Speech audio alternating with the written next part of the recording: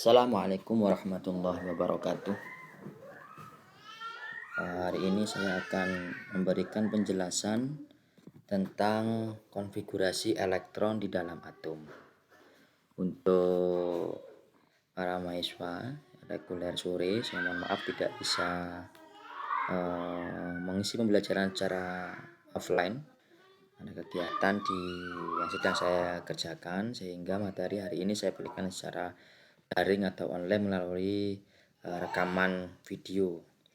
Baik, pada pertemuan sebelumnya kita sudah membahas tentang lambang unsur ya, menentukan proton, neutron, dan elektronnya dari suatu unsur ya, dengan menentukan nilai A, ini nomor massa maupun ini ya, nomor massa maupun nomor atomnya, dengan beberapa contoh-contoh yang sudah saya berikan di pertemuan berikutnya.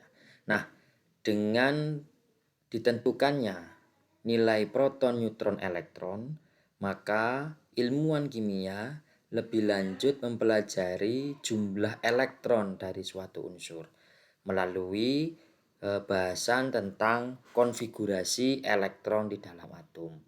Kenapa elektron yang dipelajari? Salah satu diantaranya karena elektron terletak di subkulit maupun kulit atom, di mana jumlah elektron dapat berubah jika unsur atau atom tersebut bermuatan positif, bermuatan negatif, atau tidak bermuatan.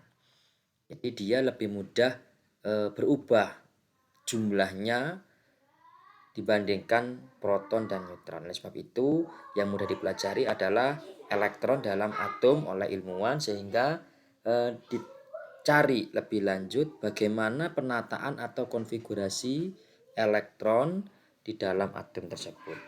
Salah satu teori dalam pelajari konfigurasi elektron dalam atom adalah teori Aufbau. Teori ini membahas tentang bagaimana elektron-elektron dalam suatu atom akan mengisi orbital ya, atau dalam subkulit yang memiliki energi paling rendah, kemudian ditata menuju orbital dengan energi yang lebih tinggi. Aslinya begini, penataan elektron itu dimulai dari orbital yang memiliki energi paling rendah. Orbital yang memiliki energi paling rendah itu dimiliki oleh 1s. Subkulit pertama, subkulit S. Ya, ini orbital yang paling rendah. Setelah itu, jika ini sudah terisi oleh elektron, maka elektron diisi dengan energi yang lebih tinggi lagi, yaitu di orbital 2s. Ketika ini sudah terisi, elektron akan mengisi ke sampingnya. Ini punya energi lebih tinggi lagi dibandingkan 2s, yaitu 2p. Setelah 2p sudah terisi, naik lagi ke 3s.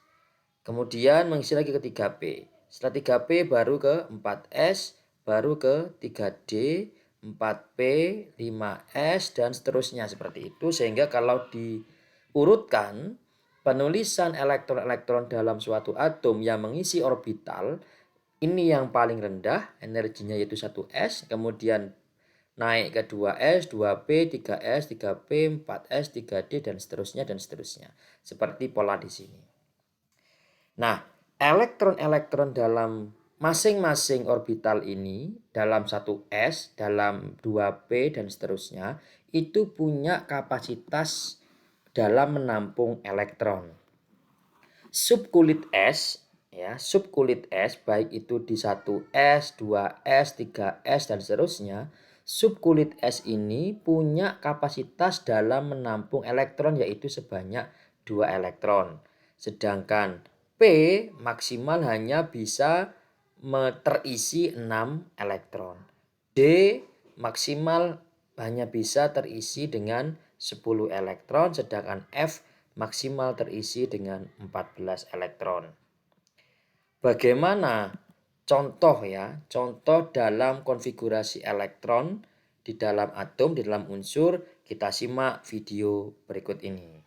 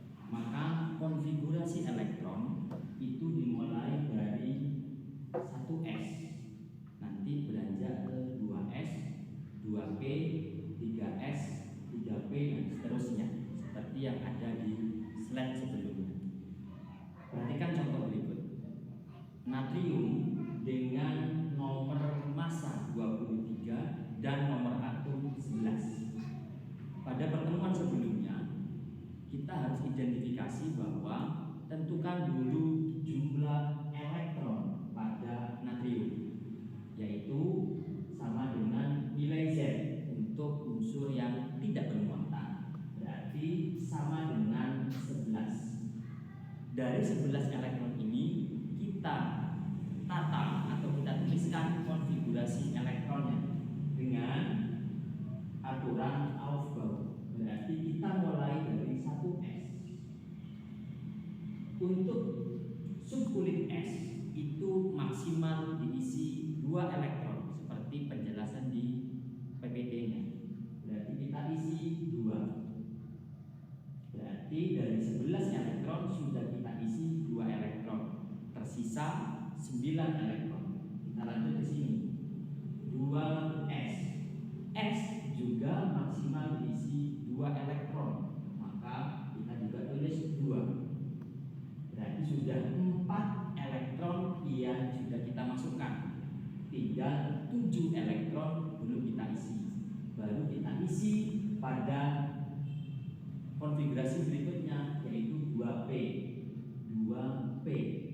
P di aturan Aufbau dan juga H nantinya, maka P itu maksimal diisi oleh 6 elektron. Kita lihat 2, 2, 4 dikurangi 11 tadi sisa 7. P maksimal 6 elektron, maka P tidak mungkin diisi 7, maka hanya bisa diisi 6. Berarti tersisa 1 elektron dari 11 elektron miliknya Na yang belum ditulis konfigurasinya, maka dimasukkan ke sini. Karena setelah 1S, 2S, 2P, tahapan berikutnya adalah 3S. Nah, kita tulis sisanya yaitu 1 elektron. Dengan demikian, 11 elektron yang dimiliki oleh Na sudah kita masukkan 2 elektron di subkulit S, 2 elektron di sini, 6 elektron di subkulit P, dan 1 elektron di subkulit S. Maka inilah konfigurasi elektron dari natrium. Contoh yang kedua, Fe 5626. Kita identifikasi dulu, maka ini adalah nilai Z-nya seperti pada pertemuan sebelumnya. Dengan demikian jumlah elektron pada Fe adalah 26. Bagaimana 26 ini kita tata berdasarkan aturan Aufbau? Maka sama, kita mulai dari 1S, kita isi S maksimal dengan 2 elektron, berlanjut ke 2S, masih juga S maksimal 2 elektron.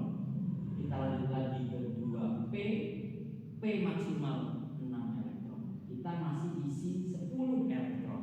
Ada sisa 16 elektron belum kita masukkan. Maka kita lanjut. Setelah itu 3S. S maksimal 2. Berarti sudah 12 elektron. Masih ada sisa yang banyak lagi. Lanjut lagi setelah itu 3P. P maksimal 6. Tadi kurangnya kurang lebih 14. Tidak mungkin di sini semua. Karena P maksimal 6. 14 dikurangi 6 berarti masih ada 8 elektron. Lalu bagaimana 8 elektron? Nah, masuk lagi di sini. Berarti 4S. S maksimal 2 elektron. Berarti tinggal 6 elektron. Kita lihat D. D daya tampungnya maksimal 10 elektron. Sedangkan sisa yang belum dimasukkan ada 6 elektron. Maka tinggal kita masukkan sisanya yaitu 6, karena 6 kurang dari 10. Nah, inilah 26 elektron yang dimiliki oleh Fe pada saat tulis konfigurasi. Oke, contoh terakhir. Nanti contoh yang berikutnya bisa kalian tambahkan sendiri. Kita lihat 15P31 sama yang kita perlu identifikasi, yaitu nilai Z-nya. Kita tentukan dulu di antara kedua ini. Z-nya 15, maka elektronnya juga 15. Maka konfigurasinya yaitu 1S, 2, masih ada 13. Lanjut ke 2S, 2, masih ada 11. Lanjut lagi ke 2P, 6, masih ada berapa? 5, betul. Kemudian ke 3S maksimal 2, masih ada 3, berarti sisanya yaitu 3P, 3. Ini adalah konfigurasi elektron miliknya P. Oke, terima kasih. Sip.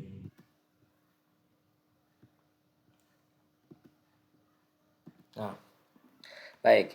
Dari penjelasan tadi, kita bisa menuliskan konfigurasi-konfigurasi elektron dari unsur-unsur dalam tabel periodik seperti yang tadi sudah dicontohkan menggunakan teori Aufbau. Berikutnya ada teori yang kedua. Ya, teori yang kedua adalah teori Hahn. Teori Hahn ini merupakan pengembangan dari teori Aufbau. Setelah kita bisa menuliskan konfigurasi elektronnya seperti pada Aufbau, lebih lanjut, orbital-orbital yang ada di dalam konfigurasi ini, elektron-elektron yang terisi dalam orbital tersebut itu sebenarnya bisa ditelaah lebih dalam, yaitu dengan melihat penataan elektronnya, di mana elektron itu diisi secara sendiri-sendiri lebih dahulu pada masing-masing orbital dalam subkulit. Jika sudah terisi semua seluruh orbitalnya, maka baru diperbolehkan untuk berpasangan dengan arah spin yang berbeda. Saya beri contoh seperti ini. Subkulit S tadi kapasitasnya adalah 2 elektron. Maka orbital yang dimiliki oleh S adalah 1. Orbital ini saya contohkan dengan kotak. Misalnya 1s2. Berarti pada kulit pertama, subkulit S, karena S maksimal 2 elektron, maka dia punya 1 orbital. Sehingga 2 elektron, di sini. 2 elektron yang di sini itu penataannya adalah 1 ke atas, 1 ke bawah. Karena dia punya 1 kotak atau 1 orbital. Maka 2 elektronnya ditulis berpasangan dengan arah yang berbeda. Contoh berikutnya, 2s2 berarti di kulit kedua, subkulit S, ada 2 elektron yang ada di dalam orbital S ini. Berarti juga sama, 1 elektron menghadap ke atas, 1 elektron menghadap ke bawah dengan arah yang berlawanan. Kemudian P di sini 6 elektron. Ya, 2p6. 6 elektron itu terbagi menjadi ini 3 orbital, 3 kotak. Di mana masing-masing kotak ada 2 elektron karena P-nya 6. Makanya di sini arahnya berlawanan, satu ke atas, satu ke bawah, satu ke atas, satu ke bawah, dan seterusnya sampai 6 elektron. Kemudian pada contoh berikutnya 3s2, berarti di kulit ketiga subkulit S ada 2 elektron. Elektronnya 1 orbital. Di sini berarti juga 2, arahnya berbeda. Sampai dengan pada konfigurasi terakhir yaitu 3p4 untuk kasus belerang nongan nomor atom 16, yaitu 3p4. P 3 orbital, tapi elektronnya diisi 4 ini. Lalu bagaimana mengisi 4 elektron pada 3p? Pertama wajib diisi sendiri-sendiri dulu ke arah atas. 1, 2, 3. Nah, karena sudah terisi semua, maka sisa 1 elektronnya diletakkan di sini dengan arah yang berbeda. Jadi ini sebenarnya penulisannya dimulai dari menghadap ke atas 1, lanjut ke orbital kedua menghadap ke atas lagi, lanjut lagi ke orbital ketiga menghadap ke atas. Karena semua orbital sudah diisi sendiri-sendiri, maka sisa satunya diisi ke bawah, yaitu 1. Nah, kenapa ini kok bisa begini? Yang P yang 6 ini awalnya juga sama. 1 ke atas, 1 ke atas, 1 ke atas. 3 elektron. Sisa 3-nya yaitu ke bawah 1, 4, 5, 6. Makanya diisi 6 elektron ini bukan berarti langsung 2-2. Sebenarnya dimulai dari ke atas, ke atas, ke atas, baru lanjut ke bawah, ke bawah, ke bawah. Seterusnya seperti itu pada orbital subkulit D maupun subkulit S. Berarti kalau D maksimal 10 elektron, maka ada 5 kotak atau 5 orbital. Jadi kalau D 5 misalnya ya harus sendiri-sendiri dulu. Sendiri 1, orbital kedua, ketiga sampai orbital kelima. Dengan diisi ke arah atas semua.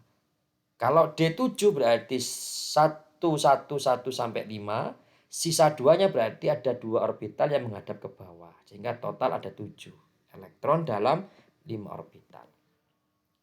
Seperti itu seterusnya. Saya kira itu untuk yang konfigurasi elektron. Ya. Semoga bisa dimengerti ya. Terima kasih banyak, saya kira itu dulu penjelasannya. Saya akhiri, Assalamualaikum warahmatullahi wabarakatuh.